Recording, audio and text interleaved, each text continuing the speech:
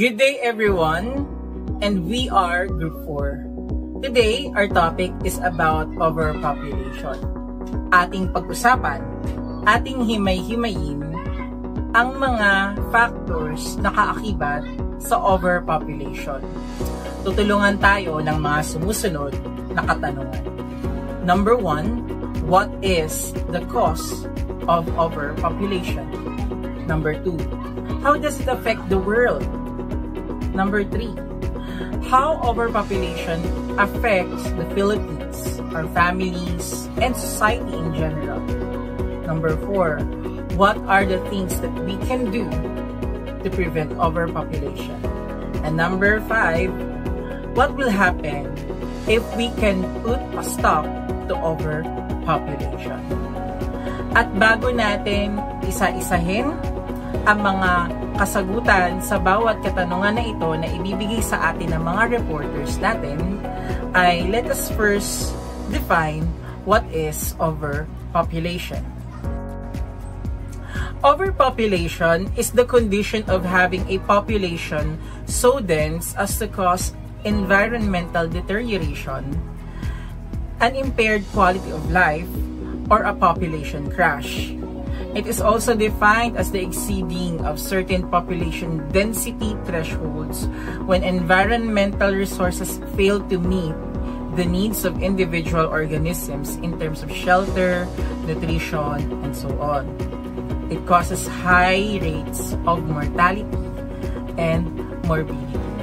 Sa madaling sabi, ang sobrang dami ng bilang ng organismo, partikular na ang tao, ang siyang nagiging dahilan kung bakit ang mga available resources gaya ng natural resources natin or even the man-made resources that we have ay hindi na nagiging sapat upang matugunan ang mga pangangailangan ng bawat individual, gaya na lang ng tirahan, ng pagkain, maging pagdating sa aspeto ng kanilang pangkabuhayan at kalusugan. Ito rin ang nagiging dahilan kung bakit tumataas ang bilang ng mga namamatay at nagkakasakit. Sapagkat, the more na dumadami ang populasyon ng isang pamayanan o maging ng isang bansa, the more na dumadami rin ang pangangailangan nito. At ang tanong, nagiging sapat ba ang mga resources na meron ang isang bansa? At dito pumapasok ang problema dahil hindi nagiging sapat ang mga resources na meron sila. Kung kaya nagkakaroon ng mga ganitong resulta. Gaya na lang ng mataas na bilang ng pagkamatay at maging ng mga nagkakasakit. Therefore, masasabi natin that overpopulation is a growing problem na kinakaharap ng bawat bansa sa buong mundo. Ating balikan ang bilang ng populasyon ng buong mundo for the past 20 years. Pagmasdan ang graph. Ang blue line represents the number of population worldwide, while the green line represents the population growth rate. In 2001, the population of the world is at 6 billion. Fast forward to 2021, the total world population is at 7 billion. And by 2100, the population is on track to hit 10.8 billion according to the United Nations. So kung makikita ninyo sa graph, ang population ng mundo sa 2001 ay pataas. So nag-i-increase siya from 6 billion to 7 billion. Ang population growth rate noong 2001 ay nasa 1.29%. Ngunit ngayong 2021, ang population growth rate ng buong mundo ay nasa 1.03% dahil na rin dito sa pandemya na kinakaharap ng buong mundo. Now, how these numbers affect the world's economy? The supply of food. Will there be enough food for us? Will there be enough space for everyone? let's take a look what are the causes and effects of overpopulation. At tayo ay sasamahan ni Casey. Good day everyone, I am Casey Siringa and this is my report. So, for today, we're gonna talk about what are the causes of overpopulation. So, first in the list is the decline in the death rate. So, it says here that at the roots of overpopulation is the difference between the overall birth rate and death rate in populations. So, ano ba ibig sabihin nun? So, it says here that if the number of children that are born each year equals to the number of adults that die, so then our population will be stabilized. Okay? Meaning to say, magiging balance siya, no? Kasi kung nakokontrol natin ang dami ng mga pinapanganak, tapos ang dami rin ng mga namamatay, hindi tayo mapupuno, hindi tayo ma-overpopulize. Kasi patos lang siya, 'di ba? Parang cycle lang, complete cycle. Hindi malalamang yung birth at saka yung death. Okay? So, next in the list is child labor. So, it says here that it is no less than a tragedy that child labor is still in practice extensively in many parts of the world. As per UNICEF, approximately 150 million children are currently working in countries having few child labor laws. So, common naman na sa atin to, alam na natin to, ang child labor. Ano yan? Talamak yan dito sa bansa natin, lalong-lalo na sa mga urban poor communities, no? Dahil sa hirap ng buhay at sa dami rin nila sa pamilya, hindi talaga maiwasan minsan na kumayod agad ang mga kabataan natin. Kaya nakakalungkot lang isipin na yun nga, imbis na nag-aaral sila, naglalaro lang, ine-enjoy lang ang kabataan nila, napipilitan silang kumayod agad sa realidad ng buhay, no? So, proceed. In number 3, we have immigration. Okay? It says here that many people prefer to move to developed countries like US, UK, Canada, and Australia, and so on, where the facilities are the best, no? In terms of medical, education, security, and employment. So the result is that those people who settle over there eventually making those places overcrowded. So anong yung halimbawa nito? So tulad na lamang nito ng tayo bilang kunyari, no? Tayo mga Pinoy. Pumasok naman na siguro sa isipin natin na makapag-ibang bansa, no? Kung anong pairamdam ng makatira sa ibang bansa. Kasi nga mas popular yung bansa ngayon, mas maganda yung mga nandoon, di ba? Mas angat sila. Kumbaga, want natin ma-experience yung sagana ng buhay nila doon. Kaya, karamihan sa mga kababayan natin, minsan, nagmamigrate na doon, no? Nagiging mga American citizen na sila, mga ganun. Doon na sila titira. Kasi, kumpleto ang mga nandoon. Karamihan, ha? Hindi naman sinabing lahat. So, yun ang ibig sabihin ng immigration. Kaya, yung lugar na yon, hindi talaga may iwasang hindi mapuno. Kasi sa dami ng taong gustong manirahan at magstay doon. Okay? So, moving forward to number 4. So, isa talaga to sa mga main reasons kung bakit tayo na-overpopulate. So, number 4 is lack of family planning. So, it says here that most developing nations have a large number of people who are illiterate, okay?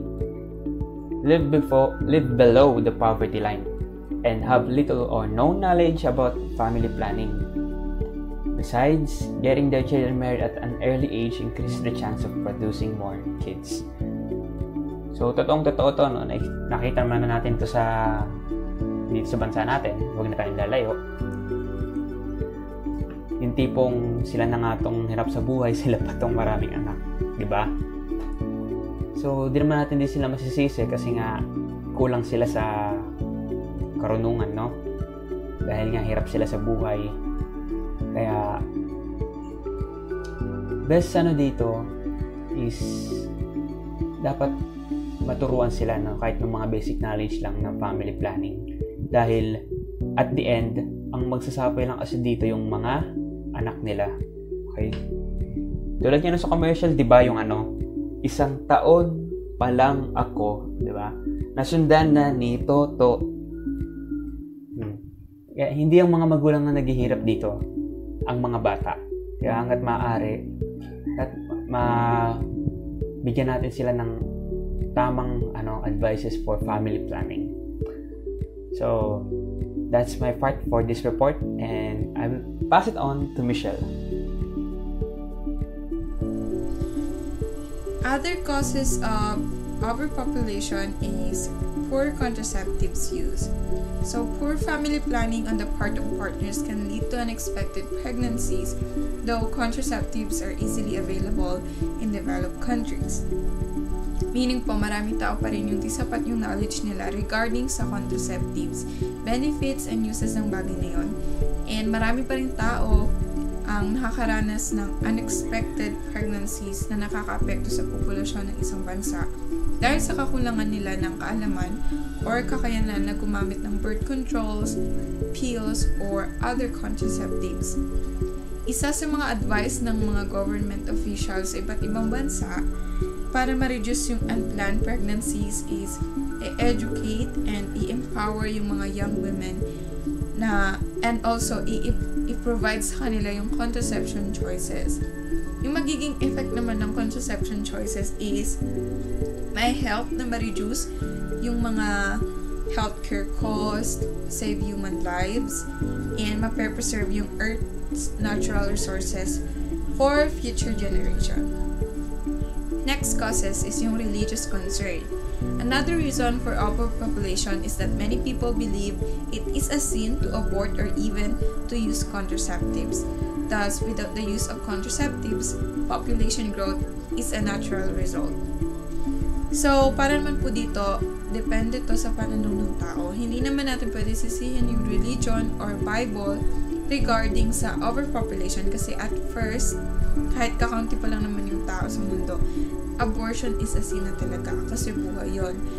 But as of now, naisama siya sa causes ng overpopulation kasi most of the people na nasa sitwasyon nila ngayon is ayaw nila pero itinutuloy nila yung pregnancy kasi ito yung reason nila. Kaya kasama yung religious concern sa causes ng overpopulation.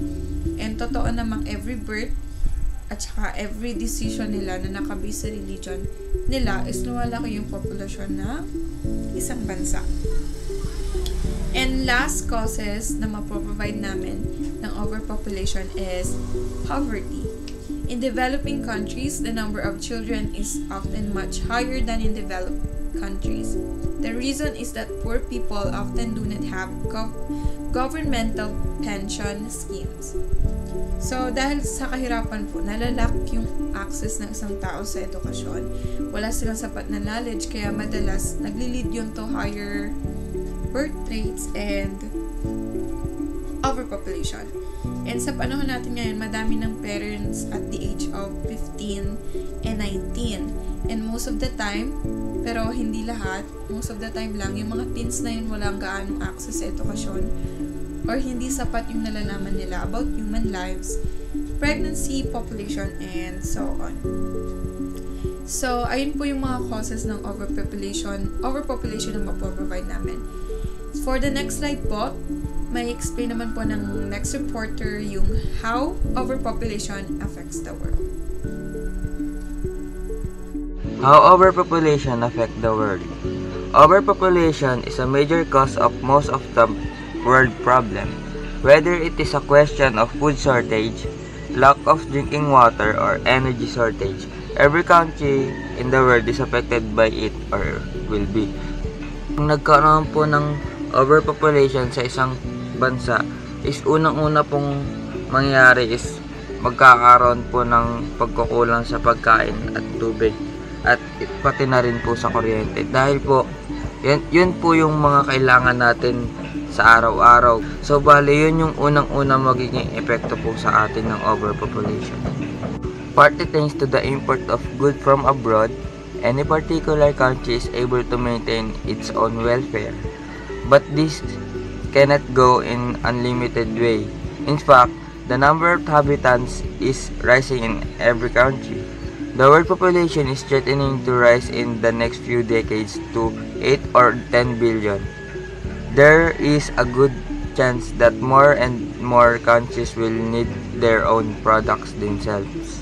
So dito po, yung mga goods po ng iba or mga goods natin is pinapadala sa iba and nagkakaroon po tayo ng kalakalan sa ibang bansa.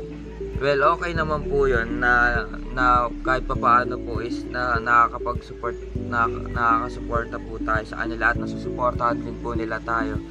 Pero hindi rin po pwedeng palagi na lang po ganun.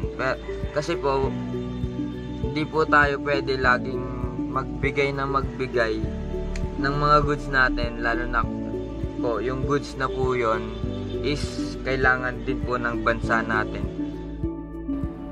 Thank you, Arvin. And to further the discussion of how overpopulation affects the world, here's Lady Lynn and Ed Duell. Exhaustion of natural resources. The main effect of overpopulation is the unequal and unrestrained use resources. The planet has limited capacity to generate raw materials, and it's here the natural resources deficit. The consumption of resources at the faster rate than the planet is able to generate them and reach earlier. Naapektuhan ang ating likas yaman sa napakadaming populasyon dahil sa hindi maayos na paggamit at walang pigil sa paggamit ng ating likas yaman. Limitado lang ang ating kapasidad ng ating mundo at sa paggawa ng raw materials at sa bawat taon, nagkukulang ang ating likas yaman dahil sa mabilis na pagkonsumo sa likas yaman kaysa sa paggawa. Environmental and degradation, the uncontrolled use of natural resources as well as growth and energy production from coal, oil, and natural gas, fossil fuels, is having a negative impact on the planet. Consequences number on the one hand, deforestation and desertification, extinction of animals and plant species, and changes in the water cycle, and the most direct consequence of all in the form of emission in large quantities greenhouse gases leading in global warming. Karamihan sa mga bansa ang nangangailangan ng gas, oil, ng natural gas, at sa ating nabalitaan sa West Philippine Sea na pinag-aawayan at pinag-aagawan dahil merong nakatagong natural gas. Bakit? Kailangan ng bansang natin ng natural gas. Kaya yung mayaman ng mga ibang bansa tulad ng Middle East dahil merong nakatagong gas na nakukuha doon. At napakalaking bagay nito dahil sobrang dami din ng mga nagawa o nabibigay ng tulong mula sa natural gas o fossil fuel. Kaso, dahil sa dami ng demand para sa natural resources nito, ay siyang pagtaas ng quantity ng greenhouse.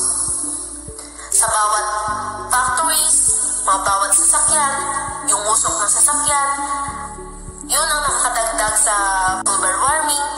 Maraming mga hayop ang nagpaglipol, ang mga tao patuloy sa pag-imbento at pag-discover ng mga pagkain, gamit, at patuloy din ang pagtaas ng demand at naapektuhan ng kalikasan ng natural order ng kalikasan, lalo na pagdating sa global warming. Rising unemployment. A high number of workers exists for limited numbers of vacancies, and this seems destined to lead to high rates and joblessness in the future. Dahil sa sobrang dami ng tao at daming pangangailangan, tumataas din ang nangangailangan ng trabaho. At dahil hindi rin nadadagdagan ng trabaho opportunity para sa kanila, tumataas din ang unemployment rates. Kaya dito sa ating bansa, at idagdag pa natin ang epekto ng pandemic. Maraming negosyo o company ang nagsara at nawalan ng trabaho. May mga job opening pero hindi enough to address unemployment. Dahil din sa overpopulation, Maraming pamilya ang nakadepende at kailangan gumawa ng paraan para ma-manage nila yung mga gastusin nila, pero hindi pa rin enough dahil sa overpopulation. Number 4. Rising living costs. All the above will lead at the end of the day to increasing living costs in the most countries. Fewer resources, less water, the packing of many people into confined spaces, and a lack of money are provoking an increase in the cost of living, whereby only a percentage of the population will be able to cover all their needs. In recent decades, the younger generation has seen relatively faster rise in the cost of living. Hindi maiiwasan ng pagtaas ng presyo ng mga gastusin sa pang-araw-araw ng pamumuhay dahil sa pag-angat at pagdami ng mga tao sa mundo. At mas dumadami ang mga nagtataasang halaga ng bilihin at pagtaas ng bill ng tubig, ng kuryente, mas dumadami pa ang mga tao. Lalo na sa mga bansang kaunti lamang ang mapagkukunan na mas konti ang tubig at mga resources ng mga kailangan nila sa pang-araw-araw. At ang kakulangan sa pera, ng mga taong nasa bansang kaunti lamang ang mga resources at ang kanilang mga mapagkukunan. Dahil na din sa halaga ng pamumuhay, kabilang ang mga gasto sa pagkain, pabahay, edukasyon at medikal, ay tumaas ng 2.3% noong nakaraang taon ayon sa Consumer Price Index of Bureau of Labor Statistics. Ang halaga ng pangangailangan medikal ay tumaas din ng 4.6% noong 2019. And number 5. Technological advances. On the positive side, high concentrations of people in urban areas also brings with it research and development in the quest for solutions to the population needs. An example is the popularization of communication technologies and the generation, collection, and use of big data for sustainable ends, as well as the emergence of smart cities in the Philippines. Manila City, Cebu City, Davao City, and Baguio City, adapted to ensure good living conditions for the increasing populations. On the other side, may mga hindi man magagandang dulot ang pagdami ng populasyon sa mundo. Meron ding magandang dulot ito tulad ng pagiging advance natin sa mga teknolohiya. Dahil sa pag-boom ng younger generation o pagdami ng populasyon, mas dumadami ang mga nadidiscover ng mga technology at mas advanced pa kaysa sa mga nilikhang technology sa ngayon. Ang mga makabagong henerasyon ay mas matalino talaga dahil sa panahon nila na mas kinalakihan nila yung technology, kaya mas advanced yung mga pag-isip nila, mas advanced yung mga kaya nilang gawin kaysa sa mga tao noon. Number 6, depopulation of rural areas. The depopulation of rural areas in favor of cities may create major challenges for such places. It results in a growing number of underutilized infrastructures due to migrations away from these rural areas.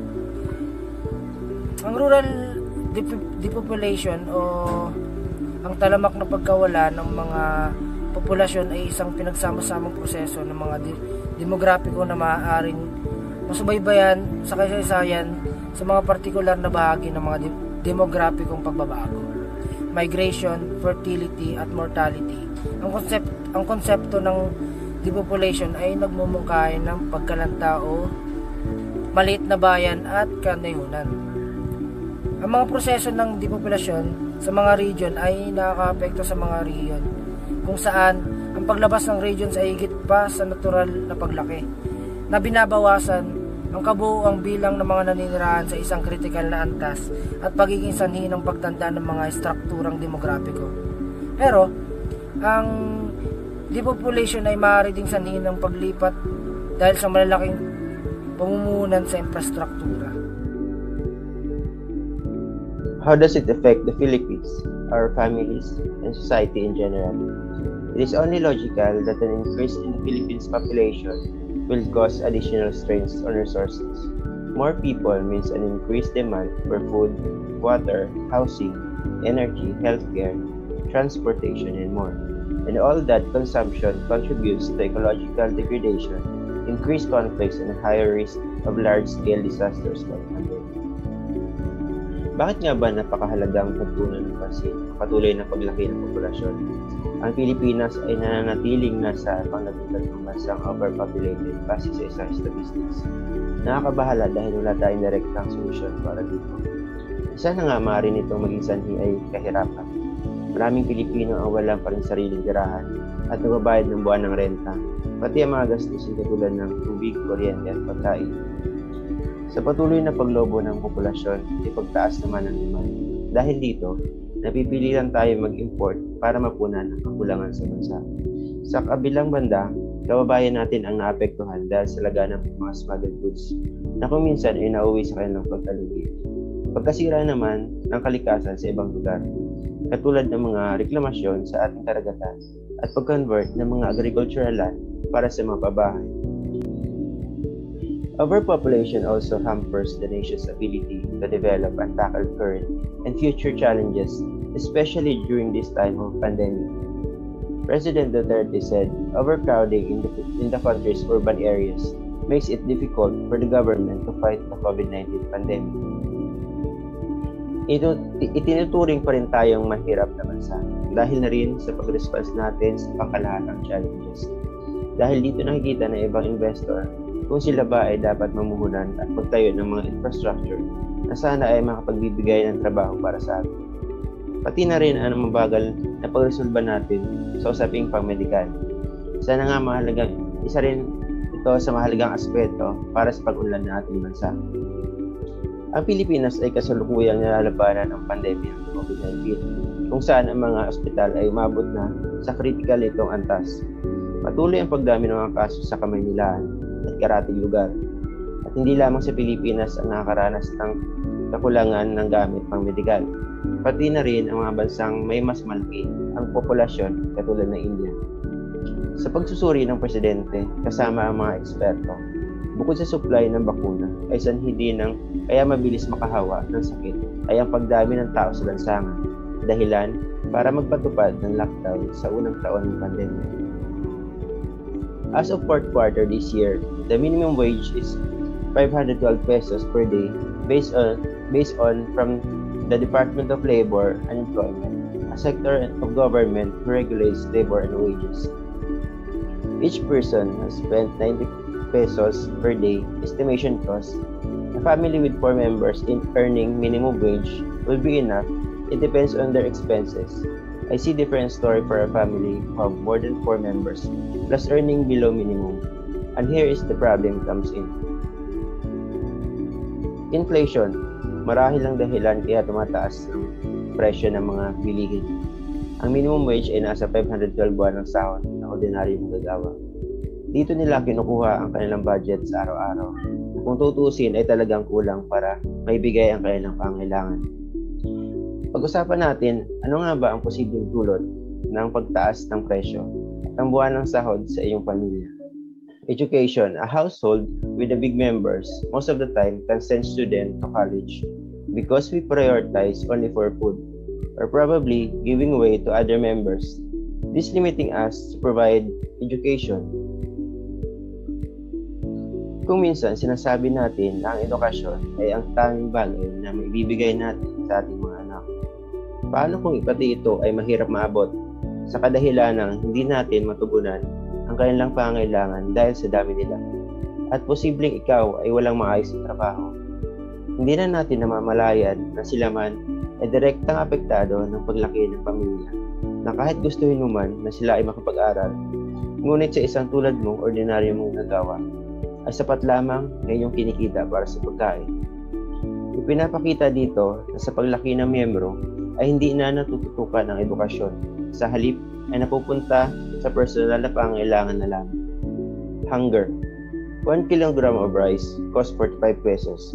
For a member of more than 4 will struggle on how to budget even if the head of the family earn minimum wage. Instead of 3 times meal each day, they make it 2 just to survive that day. To solve this problem, our President signed Executive Order 101, creating an interagency task force on zero hunger, which will be chaired by Cabinet Secretary Carlo Nograles.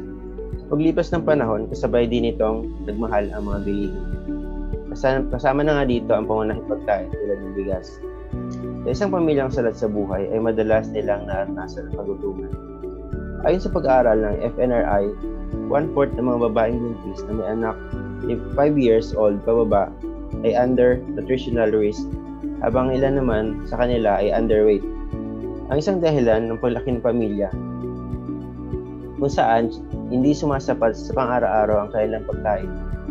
Lubos ding apektado ang mga bata, naging sanhi ng kanilang malnutrisyon dahil imbis na 3 beses ay 2 beses na lamang at sa klase ng kanilang kinakain na walang sustansyang nakukuha. Poverty. The poverty levels in the Philippines are affected by unrestrained population growth. The average poor family in the Philippines consists of 6 or more members, similar to other countries. Impoverished regions typically have higher birth rates. In rural areas in the Philippines, the average woman will have 3.8 children compared to the cities, where the average woman will have 2.8 stated that rural areas has high chances to belong to a poverty due to lack of opportunity as well. Kabilang ang Pilipinas sa mga bansang laganap ng kahirapan. Isa sa mga dahilan ay ang hindi inaasahang pagbubuntis, lalo na sa malayong lugar, na patuloy ang pagtaas ng populasyon dahil sa kawalan ng atensyong medikal. Sinasabi dito na sa isang pamilyang may 6 na membro ay tinuturing na mahirap at kabilang sa mababang uri ng pamumuhay. Dagdag pa dito, ang limitadong oportunidad para makapaghanap buhay. Kaya naisipan ng ilan na lumuwas sa syudad para magtrabaho. Lahat ng ito ay indikasyon lamang sa resulta ng kahirapan, ang patuloy na paglago ng populasyon sa atin. Good morning, my name is Julius Pensaber. What are the things we can do to prevent overpopulation? Number 1, prioritize education, make affordable and accessible.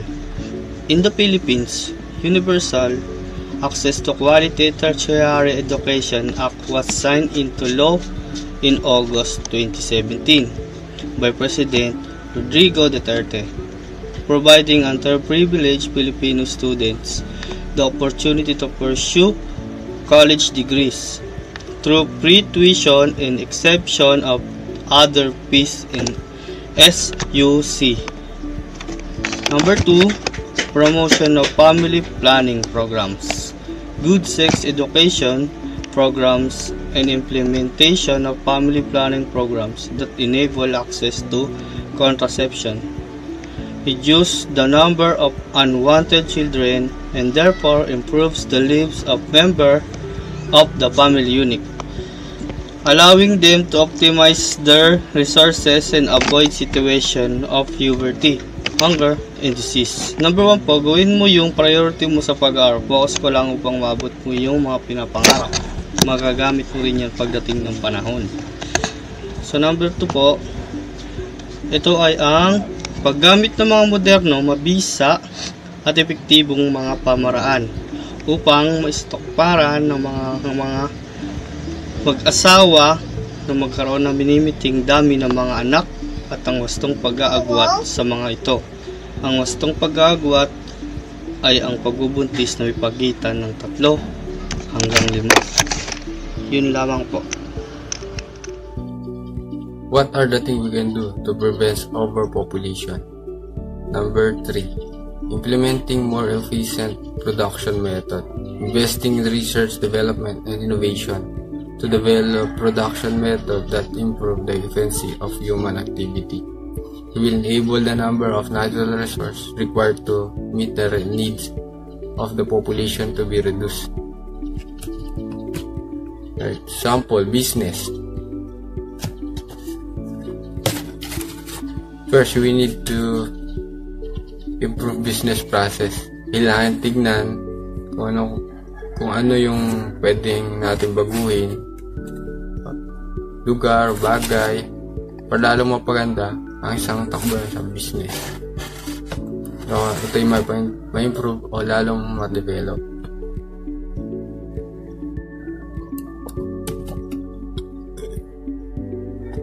Controlling migration flows. establishing programs that prevent indigenous people from having to leave their homes for work reasons or as a means of survival or due to armed conflicts, enable a more sustainable use of resources, prevents a resource depletion, and improve the life of communities. From the moment it prevents family from being separated, alienation, and depopulation. Example, control immigration policy. Ang paglipat ng mga tao na maaari natin buwasan sa pamamagitan ng pagbibigay sa kanila ng mga professional na degree, education, mga oportunidad sa trabaho, pasilidad na naugnay sa pamangailangan ng pagkasalukuyan, foods, kalinisan, ligtas na inumin tubig, kaligtasan sa pagkain. Number 5. Implementation of policy and law. Governments should implement their existing law in relation to addressing overpopulation problem. In the Philippines, Responsible Parenthood and Reproductive Health Act of 2012, or known as the RH Law, is a groundbreaking law that guarantees universal and free access to nearly all modern contraceptive for all citizens, including impoverishing communities at government health center. Example, implementation of policy.